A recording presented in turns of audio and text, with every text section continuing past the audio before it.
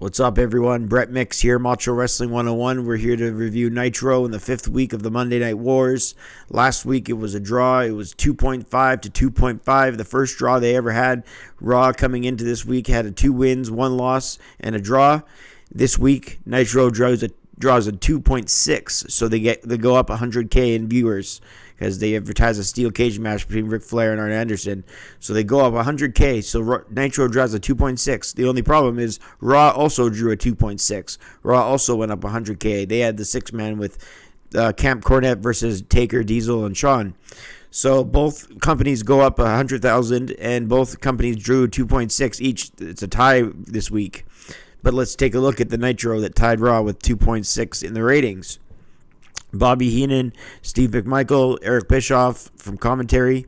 This was in Chicago, Illinois, as mentioned. Sting joins the commentary team at the top of the show, and he says that he's got this Nitro thing is unbelievable, promoting Nitro more. And he says that tonight he's going to be the truth breaker between Savage and Luger.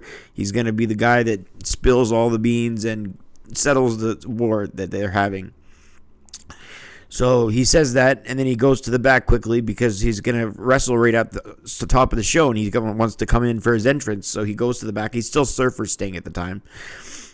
He faces the Shark, a.k.a. John Tenta, a.k.a. the Earthquake, for the U.S. title to open the show. The Shark comes in, and pretty terrible gimmick. Sting defends the title. He comes out, and he comes in and he says, "I've shocked y'all because I'm a shocking kind of guy." Whatever that means. Sting's a little bit out there. He defended the title successfully at 117 after a Stinger splash twice and then a flying crossbody at 147. So Sting gets the win at 147. About as much as you can do in under 2 minutes in a match, so I gave it a star. They then show clips of Hogan and the Giant in the program they have going on, with Giant snapping Hogan's neck. Then they have Mr. JL, a new masked wrestler called Mr. JL, take on Sabu. Sabu chants in the crowd as he takes it to him. A spinning heel kick by Sabu. There's a chant that I couldn't make out, unfortunately. Then the Sabu chant starts as Sabu goes airborne and hits a somersault to the floor.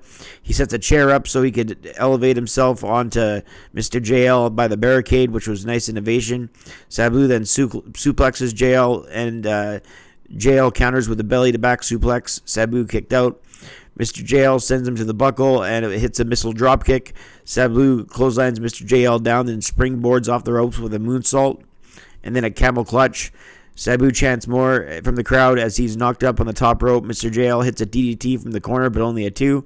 Sabu then hits a Hurricane Rana attempt, and Mr. JL gets a powerbomb in midair, and this time a camel clutch by Sabu, who countered the powerbomb in midair. And a camel clutch again to Mr. JL makes him tap out at 428 by submission. So Sabu with the victory. And I give the match 2 stars. Mean Gene then has Sting at ringside, who has Lex Luger and the Macho Man come to join him.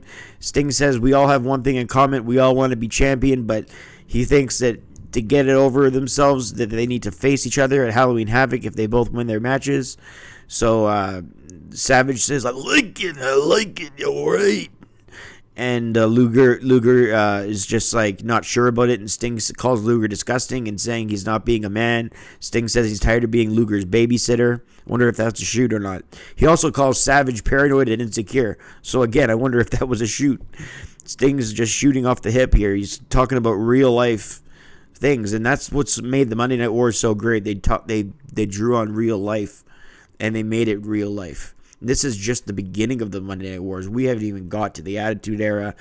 And already, and we'll see again with the Hulk Hogan segment on this show, you'll see some foreshadowing. Bischoff was ahead of McMahon in the game in the Monday Night Wars. He really was. That's just a fact. You can like McMahon better. You can like the WWF better. But Bischoff was producing more edgy Nitros before Raw was. That's just a fact. Whether he knew what to do afterwards or whether he was better is irrelevant, because that's not what I'm talking about. Chris Benoit then comes out of a limo and says, so this is WCW, where the big boys play. He's going to make his debut next week versus Eddie Guerrero. And Bischoff says you're going to love when you see Chris Benoit. Disco Inferno comes to the stage and dances. Disco fever, and he's a disco dancing fool. Even his song says he's a disco dancing fool. And Bischoff says, all right, enough of that. And I think that's a shoot. Then we had Big Bubba Rogers, the boss man, take on Road Warrior Hawk. Fans chant LOD, even though I think they're just the Road Warriors in WCW. I think LOD is a WWF name. I'm pretty sure, unless they go by both in both companies. Big Bubba Rogers kicked away at Hawk. Rogers sent Hawk to the corner. He caught a boot, a power slam. Disco Inferno comes to the stage and he was at the stage earlier. He comes to the apron and dances on the apron. So Hawk rips his shirt, and then Hawk chases Disco the Inferno. Hawk chases after the Disco Inferno up the stage and beats him up, and he's counted out at 4:39 after the, or 1:39 I should say, as Big Bubba Rogers gets the count out victory. I rated it a 1/4 star. Mean Gene then welcomes WCW World Champion Hulk Hogan to the podium, or the top of the stage. Hogan comes out wearing all black with his mustache shaved last week by the Zodiac and Kevin Sullivan and Giant. His mustache is thin and yellow right here because his big yellow mustache was shaved. And he's dressing in all black with a neck brace and then a black bandana. And it's the first time he's dressed in black. And Mean Gene says, "What's with the black?" Foreshadowing again his heel turn. Hogan says, "This is a more serious Hulk Hogan you're going to get." And the first thing he said was, "Shut up, Mean Gene." Instead of, "Let me tell you something, Mean Gene," he goes, "Shut up, Mean Gene." So don't tell me that this isn't a preview or foreshadowing the idea of Hulk Hogan turning heel. This totally was. And I think this may have even been the brainchild of Bischoff right from this promo. So it's really relevant for that matter alone. And basically Hogan just does his usual, but he's just more aggressive. And he says this is a more aggressive Hulk Hogan you're going to get with the Giant. The Giant has a restraining order, so he couldn't be in the arena. So his monster truck came down that Chicago entranceway that's famous, that pavement they have, the Chicago entrance. Giant comes with his monster truck down, and he can't get inside because of the restraining order. The cops wouldn't allow it.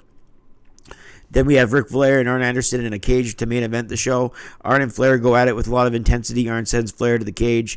It's got to be mostly at 7 feet tall cage at most. Maybe it's even 6.5 feet, 6 feet. It was right near the heads of the wrestlers. But the cameras with their angles can make it look like a real cage, like a decent cage. Like a 10-foot cage or a 12-foot cage. But no, it's not. Flair chopped away at Arn. Arn tossed Flair into the side cage. Arn grinds Flair's head into the cage. They did a lot for under 5 minutes. Arn wins at 4:44 as he grabbed brass knucks from Pillman. Pillman came to the cage and Flair ran off, and Arn knocked him out and won the match. It was decent, 2.5 stars. Afterwards, Flair comes to the commentary team and says next week he'll get revenge. Bischoff calls him psycho. Bischoff talked about Hogan's dark side, a prelude to his new persona half a year later when he starts the NWO. I can't wait to review those episodes. Next week, they say DDP will take on Johnny B. Bad. Flair and Arn will battle some more for tag team partner if he can't find one. And Benoit will make his debut against Eddie Guerrero.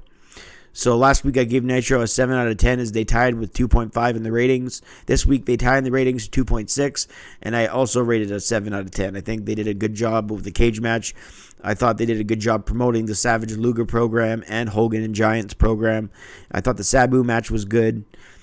And overall, they just displayed a lot of stars. The Disco Inferno, not that he's a star, but they displayed a lot of characters. Pillman had his say.